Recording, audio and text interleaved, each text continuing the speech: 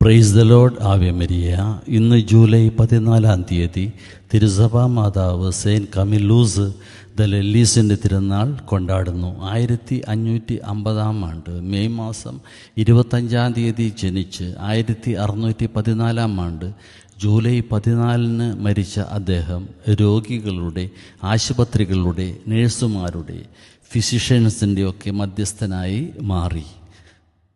അമ്മയുടെ 50-ാം വയസ്സിൽ ജനിച്ച് അമ്മയെ ചെറുപ്പത്തിൽ നഷ്ടപ്പെട്ട് പടയാളിയായ അപ്പനോടൊപ്പം യാത്ര ചെയ്ത് അസ്വസ്ഥത നിറഞ്ഞ ജീവിതത്തിനിടയിൽ പടയാളിയായി തന്നെ നിയന്ത്രിക്കാൻ, പകർച്ചവ്യാധിയുള്ളവരെ ശുശ്രൂഷിക്കാൻ ആരംഭിച്ച അദ്ദേഹം 2 സന്യാസ സമൂഹങ്ങൾ സ്ഥാപിച്ചു.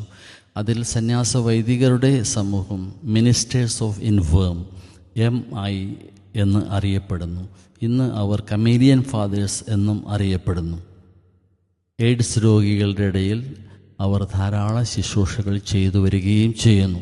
ജൂലൈ 14 നാം ഈ വിശുദ്ധൻ്റെ തിരുനാൾ കൊണ്ടാടുമ്പോൾ അമേരിക്കയിൽ ആ തിരുനാൾ ജൂലൈ 15 കൊണ്ടാടുന്നതിന് കാരണം നമുക്ക് അൽഫോൻസ എന്നതുപോലെ അമേരിക്കക്കാർക്ക് ആദ്യത്തെ വിശുദ്ധയായി ലഭിച്ച വിശുദ്ധ കത്തേരിയുടെ തിരുനാൾ ജൂലൈ 14 കൊണ്ടാടുന്നു. നമുക്ക് പ്രാർത്ഥിക്കാം. വിശുദ്ധ കമീലസ്, അസ്വസ്ഥത നിറഞ്ഞ ഞങ്ങളുടെ ജീവിതത്തിൽ കടന്നു വരണമേ.